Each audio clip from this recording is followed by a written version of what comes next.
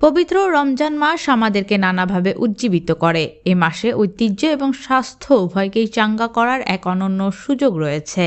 ইফতারের অভিজ্ঞতাকে আরও সমৃদ্ধ করার একটি আনন্দদায়ক উপায় হলো তরমুজের সতেজ স্বাদ যুক্ত করা। এই রসালো ফল কেবল আপনাকে স্বাদই দিবে না, বরং অসংখ্য স্বাস্থ্য উপকারিতাও দেবে, যে কারণে ইফতারের অন্যতম অংশ হতে পারে এই তরমুজ।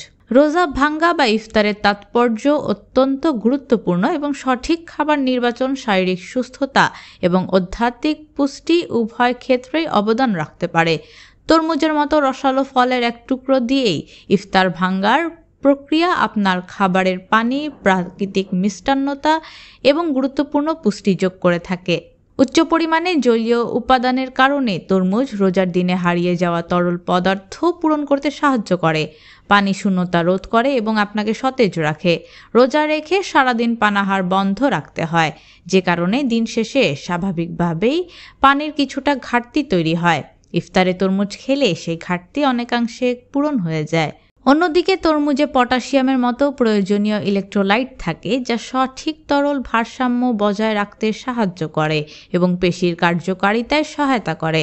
তাই রোজার দিনে বিশেষ করে ইফতারে তরমুজ রাখা অত্যন্ত উপকারী। ভিটামিন এ এবং সি সমৃদ্ধ তরমুজ রোগ প্রতিরোধ ক্ষমতা বৃদ্ধি করে, যা রমজানের সামগ্রিক সুস্থতার জন্য অপরিহার্য। এছাড়া যারা ক্যালোরি গ্রহণ সম্পর্কে সচেতন, তাদের জন্য তরমুজ একটি চমৎকার খাবার, যা আপনাকে ওজন বৃদ্ধির ভয় ছাড়াই মিষ্টি খাবার উপভোগ করতে দেয়। তাই কৃত্রিম মিষ্টির বদলে ইফতারের আয়োজনে তরমুজ রাখুন নিয়মিত।